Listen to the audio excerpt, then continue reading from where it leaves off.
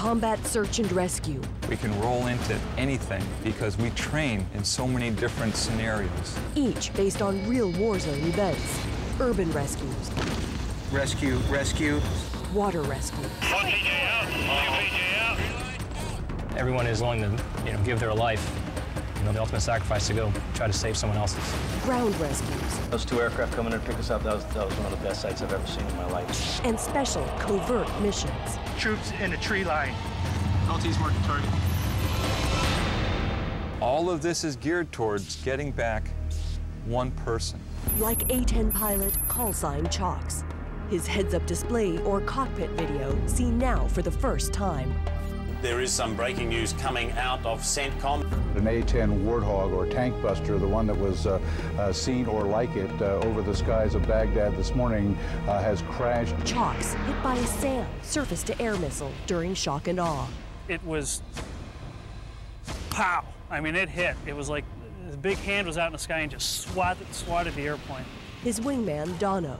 I've never seen an airplane do this before, but he's actually flying sideways, the airplane rolling over inverted straight into the ground and makes a big explosion. CENTCOM saying that the pilot did eject from the plane before it crashed. It's, wow, you pull the handles and it's gone. The canopy pops off, there's a big pop, and then the rocket motor ignites and you're out. I didn't know if he was alive or dead. You hit the ground, ow, hard. Behind enemy lines, Chalks hears gunfire and yelling. Initially, they're going to go to that plane, but now they're going to see the footprints across the field. And I just thought to myself, oh, shit. Because now they're going to know where to come looking for me. His SEER, survival, evasion, resistance, and escape training kicks in. And what to do should he come under fire. More on his story later. His training and that of the PJs or pararescuemen is the key to survivors coming home. PJ Will takes us along on immediate action drills. Translation, enemy contact. Out for the roof, out of the rear! When we did take fire and was, we getting to hit the ground, take cover as quickly as possible, and then break contact. I'm just screaming, yelling commands, saying, go left, go right, go straight, go back, and throw smoke, engage. Something PJ Mark has seen for real, which I ask him about while his PJs keep training. How important is that feeling that if things get really bad, you're watching each other's back? I think it helps you get a little bit closer to the edge, knowing that there's someone waiting, dedicated just to recover you when things go wrong. I think it allows you to move forward just a little bit more. Which brings us back to A-10 pilot Chalks, hiding, waiting for extraction. The guy just ejected. We gotta go. Rescue helicopter pilot, callsign TC. Somebody came over the radio and said that others may live. And we're like, that's it, we're going. Rock on, we're out of here.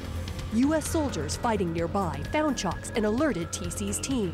I told the PJs, if you have to, you take them by force. He came busting in, he's like, we are out of here.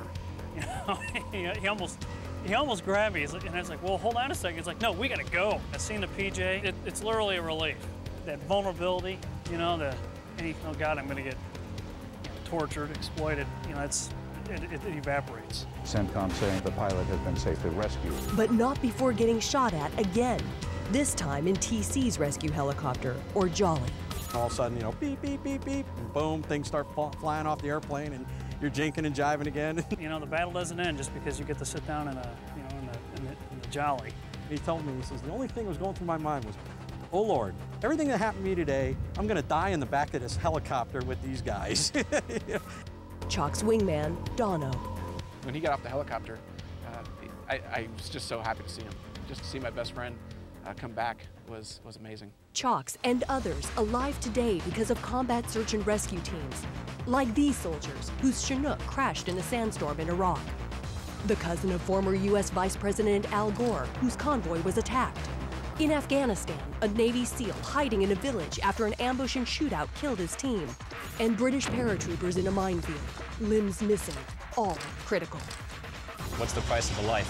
My opinion is how important this is. We do not want to leave anybody behind. Including their own. The search and rescue operation is underway. A Chinook helicopter crashes in rocky terrain. The U.S. military reports 8 American soldiers dead, 14 wounded.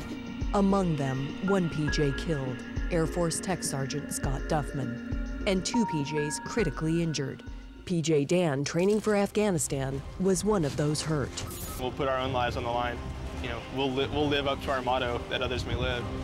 While Dan's recovering, his fellow warriors are on alert everywhere U.S. troops are fighting.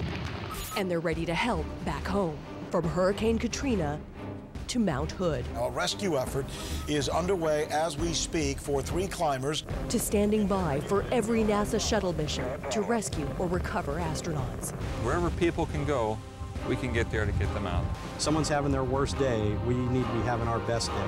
Combat search and rescuemen, so that others may live. The bottom line is, they're coming home. Alex Quade, CNN, Moody Air Force Base, Georgia.